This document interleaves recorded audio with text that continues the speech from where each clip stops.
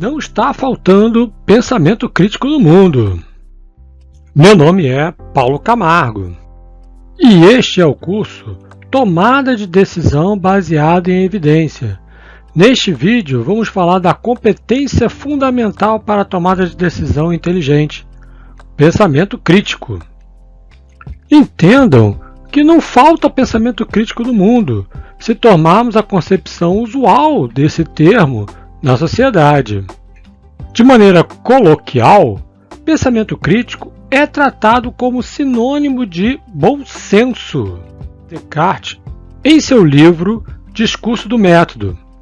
O bom senso é, das coisas do mundo, a mais bem dividida, pois cada qual julga estar bem dotado dele, que mesmo os mais difíceis de contentar-se em outras coisas não costumam desejá-lo tê-lo mais do que já tem. E não é verossímil que todos se enganem a esse respeito. Pelo contrário, isso evidencia que o poder de bem julgar e distinguir o verdadeiro do falso, isto é, o que se denomina bom senso ou razão, é naturalmente igual em todos os homens. A diversidade de nossas opiniões não provém do fato de uns serem mais racionais do que outros, mas tão somente em razão de conduzirmos o nosso pensamento por diferentes caminhos e não considerarmos as mesmas coisas. Portanto, se as pessoas pensam que o pensamento crítico é bom senso, não falta pensamento crítico. Tanto, não poderíamos estar mais longe da verdade. Pensamento crítico não é bom senso. Pelo contrário, é um esforço consciente de analisar, estruturar e melhorar a maneira de pensar. Demanda conhecimento, conceito, técnica, atitude e treinamento. Agora, redefinindo corretamente o termo, falta sim pensamento crítico no mundo. E muito! Todo mundo pensa. É da natureza humana. Entretanto, o pensamento deixado por si só é enviesado, distorcido, parcial, não uniforme e carregado de preconceito.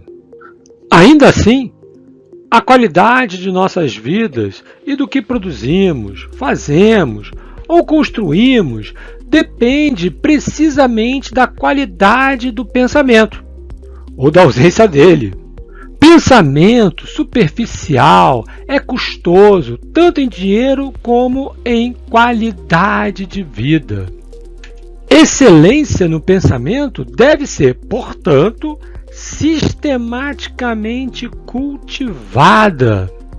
Existem métodos de raciocínios melhores ou piores.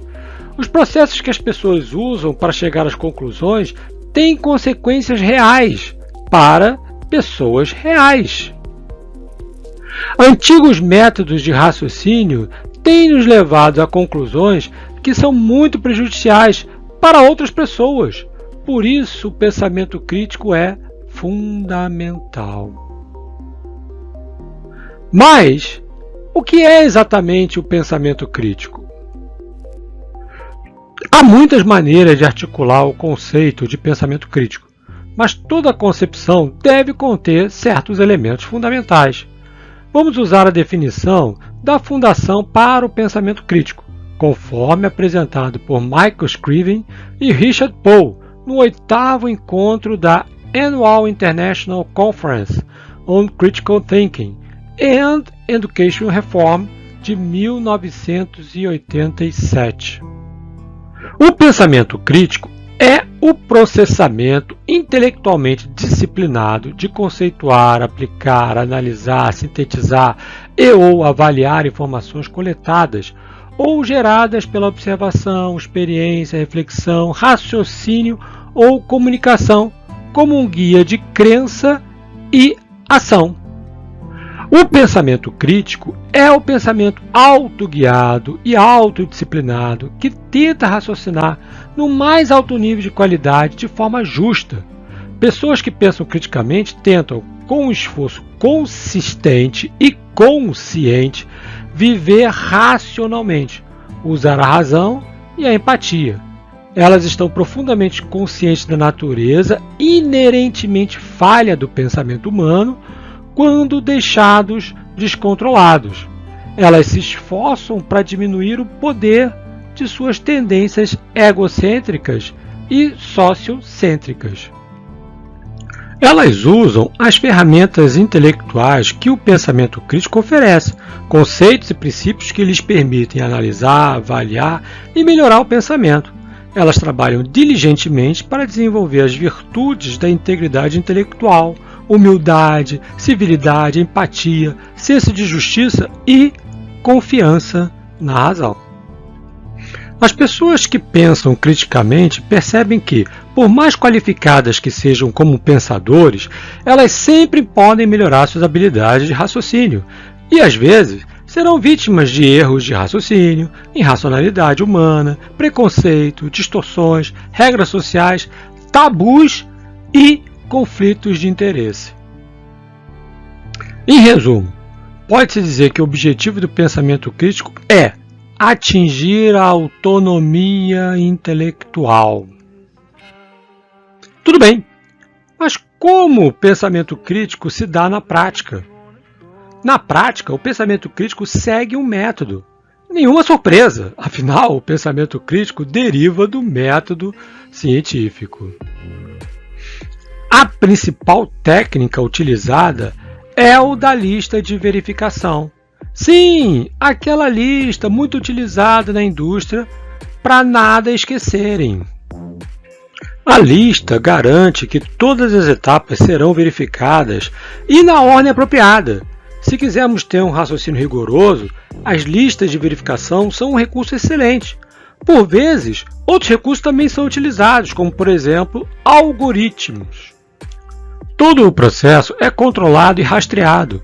Por meio das listas de verificação, pode-se superar a falibilidade que é inerente à natureza humana e sempre estará presente em todo o processo. Mas a pergunta que se segue é muito apropriada. Então terei que andar com uma prancheta para seguir uma lista cada vez que me é apresentado um argumento? Na verdade, assim como em várias outras áreas do conhecimento e atividades humanas, a prática constante leva ao domínio do conhecimento, permitindo-se que possa executá-la intuitivamente. Vejam, por exemplo, o caso dos pilotos de avião, que, embora não tenham executado os procedimentos envolvidos em um voo milhares de vezes, e certamente já possuem a lista inteiramente memorizada, não dispensam executar a lista fisicamente. Na literatura especializada, é possível se encontrar várias listas diferentes propostas por vários autores. Vejamos algumas. Temos a Crash Course, de Peter Boghossian, The Construction Climate Misinformation to Identify Reasonable Errors, de John Cook. Temos o Critical Thinking, de Richard Pohl e Linda Eller.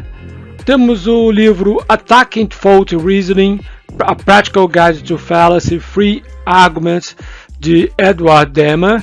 E, finalmente, A Field Guide to Critical Thinking, de James Lett. Vou apresentar uma proposta de um macrofluxo de minha criação que visa incorporar e consolidar as contribuições desses vários autores e, ousadamente, se tornar um guia de campo para o pensamento crítico. O macrofluxo é composto por 3 etapas: pré-requisitos, lógica e honestidade. A primeira etapa é verificar, quando somos apresentados a um argumento, os pré-requisitos básicos de um argumento. Raramente, os argumentos são apresentados de uma maneira formal e bem estruturada. Por isso, surge a necessidade de se verificar a sua clareza, precisão, relevância e abrangência. entre outros aspectos. Além disso, é frequentemente necessário reescrever o argumento para colocar de uma forma estruturada, apto para a próxima etapa. Essa etapa possui uma dupla função: garantir o entendimento de ambos os lados, do emissor e do receptor. Verifica-se se há alguma premissa oculta na composição do argumento, para finalmente testar a sua validade lógica. A ausência de falácias é uma condição necessária e essencial para continuarmos com a avaliação. Para esta etapa, o fluxograma de identificação de falácias pode ser muito útil. Este fluxograma foi elaborado por John Cook no artigo Deconstructing Climate Misinformation to Identify Reasonable Errors. Vale muito a leitura. A última etapa diz respeito às motivações do emissor para emitir esse argumento, considerando os princípios da honestidade intelectual, da humildade, da caridade e da justiça. E parafraseando o físico Neil deGrasse Tyson, você sempre poderá estar errado. Finalmente, é sempre importante dizer que não é natural para o ser humano pensar criticamente. Demanda uma atitude e mentalização como motor impulsionador para nos tornarmos pessoas responsáveis com aqueles que estão próximos, bem como a sociedade geral e com o planeta. A prática constante leva à internalização. E ao final do processo, você estará pensando criticamente de forma intuitiva, ou em outras palavras, incorporado ao seu sistema 1. O pensamento crítico é a competência das competências, porque é a base de tudo. A partir de uma base firme e sólida, poderemos construir nosso castelo de conhecimentos e nos tornarmos tomadores de decisão inteligentes.